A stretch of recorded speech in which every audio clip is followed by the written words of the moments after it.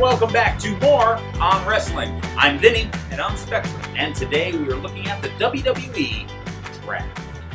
We will be working on a mock draft situation here, similar to what we'll be seeing on July 19th, just a couple of weeks away from the draft. And we're going to do our own personal mock. Now, I got to say, I've watched a couple of drafts online. There's a lot of people doing drafts right now. And every time I watch a draft, there's a little thing that irks me or throws me off. I'm like, well, that's not realistic, or that's not how it should be done. So what did we do? We came up with rules and decisions that are going to at least make it somewhat more like what you're going to see July 19th. Now, painstakingly came up with a whole bunch of rules to our draft. And we're not in any way implying that the draft is going to go in this order or that these people are going to end up on these brands. But we're also not, it's not a fantasy of what we want to see or what the internet wants to see. It's more going to be what we're likely to see when draft time comes. Yeah, well, I don't know yet whether I'm doing Raw, SmackDown. I don't know if I'm controlling Shane or Stephanie. All that we're going to talk about in a second. But I do know that I have completely different thoughts on which way to take this draft, depending on the way that we flip the coin.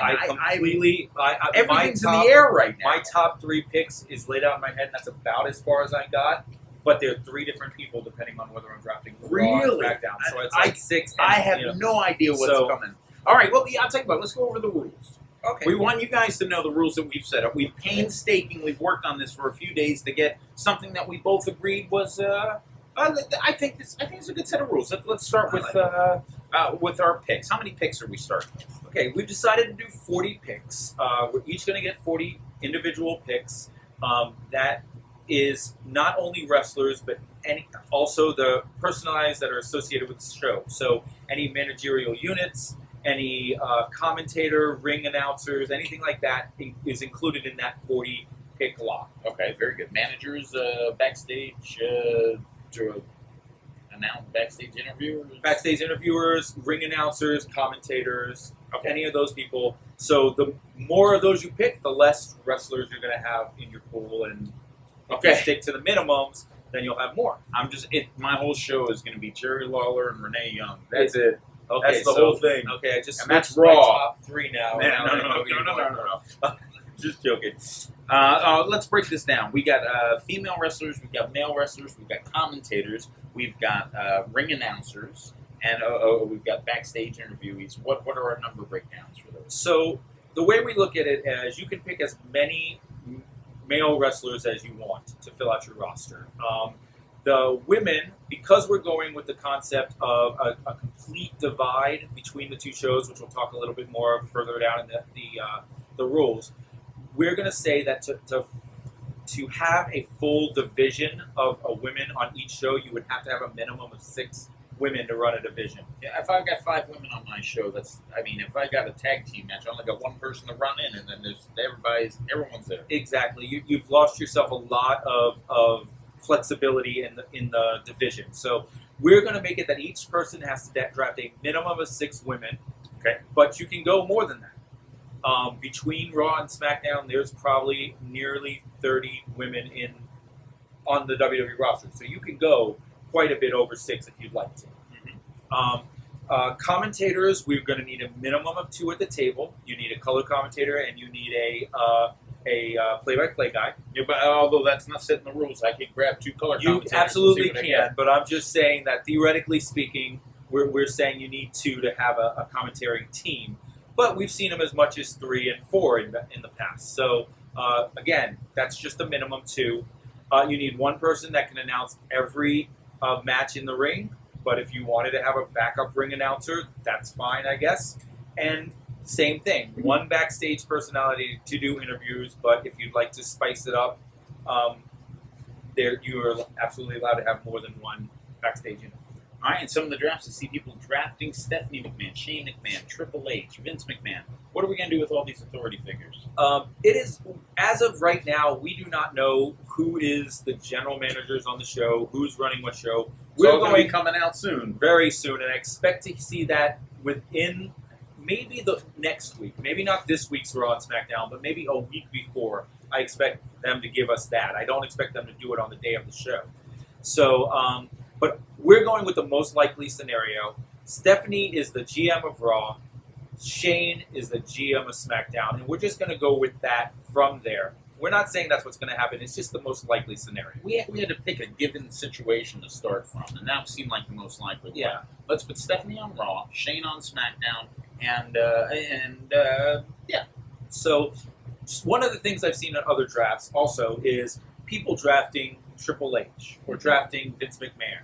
Mm-hmm. And I don't see that as a very realistic thing. Now, from a fantasy perspective, if you're making the show and you're writing it, it'd be nice to have Vince McMahon there. But He's the owner. He's the owner of He's the owner of the Excuse company. He has the option to show up wherever he wants. Yeah, he can be on either Triple H is the COO. He can show up wherever he wants. So Shane and Steph are general managers of their thing. So we're taking out any authority figure, including William Regal, who is the general manager of NXT. Triple H wrestles sometimes, so he's more like Brock Lesnar. He just shows up every once in a while. And that's a good point. The other thing we're pulling out is the part-time wrestlers. They're a specialty act. They need to be used at their discretion, what is best for business. If Brock needs to fight the main talent on Raw now and then disappear for 3 months and come back and fight the main talent on SmackDown 3 months from now, then so be it. If WrestleMania time comes and we need to figure out who's fighting Undertaker, we don't need to cut the roster in half on who he can fight. Bring him in and set him up a fight for that time. So that part-time talent is not draftable. We'll use them as they come. Okay. That makes sense. Now, a lot of the drafts, sorry, I'm chewing on an olive. That's okay. A lot of the drafts have, I've seen them draft tag teams as full units. Like, I'm taking New Day, and boom, they've got 3 people. And then the next person picks one person. It's unbalancing everything. I completely agree. I think the rosters, for the sake of, and I understand that Raw is going to need to be a slightly bigger roster because it is an hour longer than SmackDown.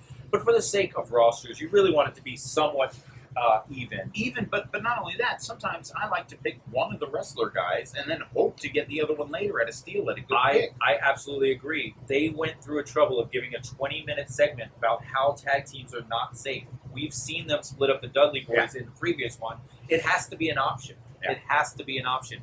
So we've devised a way to make it so that it's not necessarily going to split up tag teams, but at the same time, you kind of can hurt yourself by automatically taking tag teams. So what we've decided was that tag teams are going to be drafted individually. If I want to take, say, the tag team champions, New Day, I need to draft Kofi Kingston, Big E Langston, and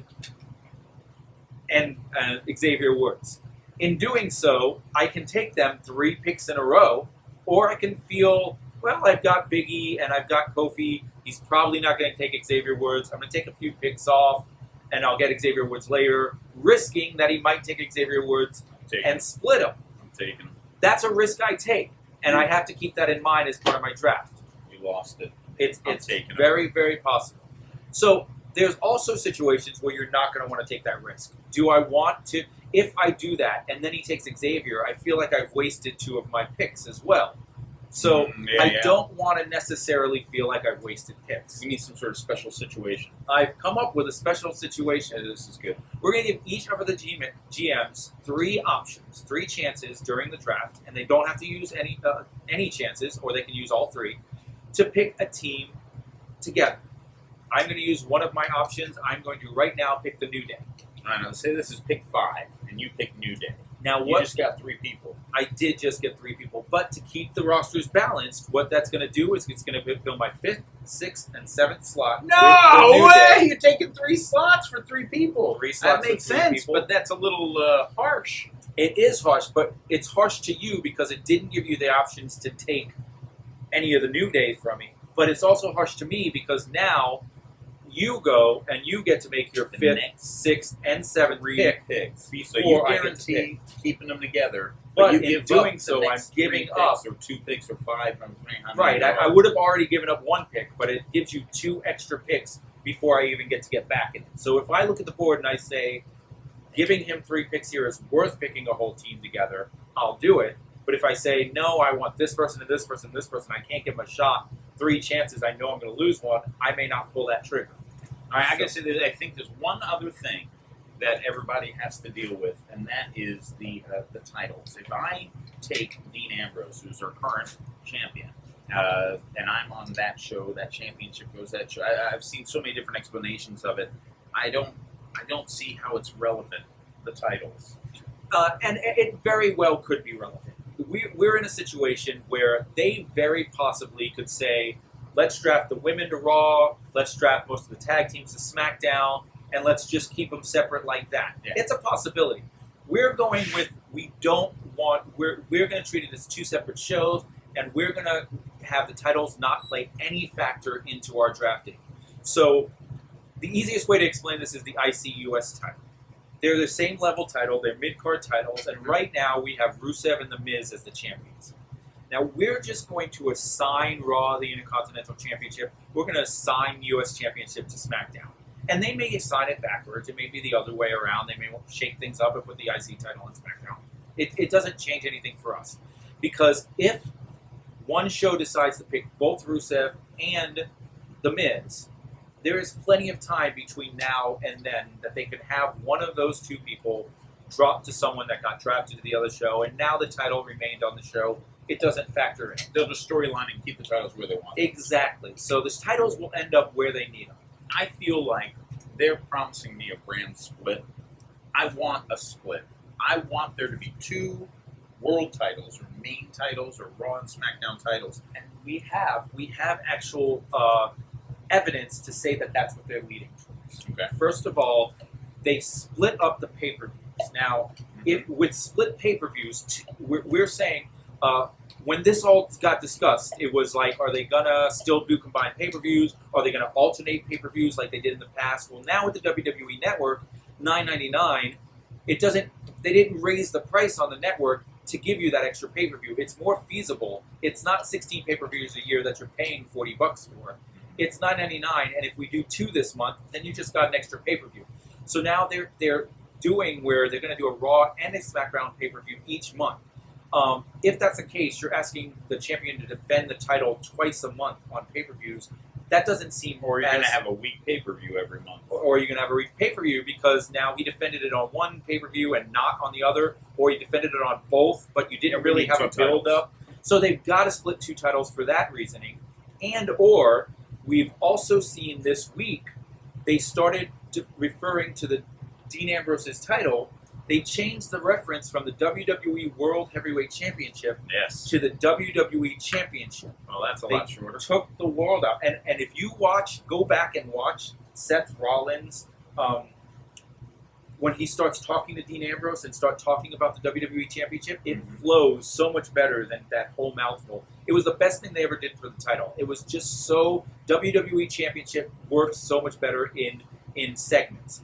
But by doing so, they've pretty much told you they're no longer having this belt called that. And the only reason to do that is because they're planning on using a different belt as the world title. Yeah, that makes sense. So, hey guys, we also want to hear your opinions. If you have any thoughts on the world title, if you have any thoughts on the brand split or anything else that we've talked about so far, please comment below. We want to answer you and find out what you think about these things as well. Is there anything else we need to do before there's one other point I want to bring up, and that is we talked about how we've watched some other drafts, and we saw it more of a fantasy booking, less realistic.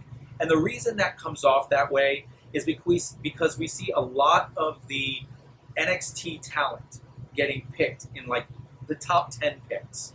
It's like, these are dream matchups. Let me take all these NXT guys that we want up here. And because we're trying to make this more realistic, we're not going to decimate the NXT roster. We've decided the NXT roster is absolutely up for grabs. Either one of us and or both shows can take NXT talent.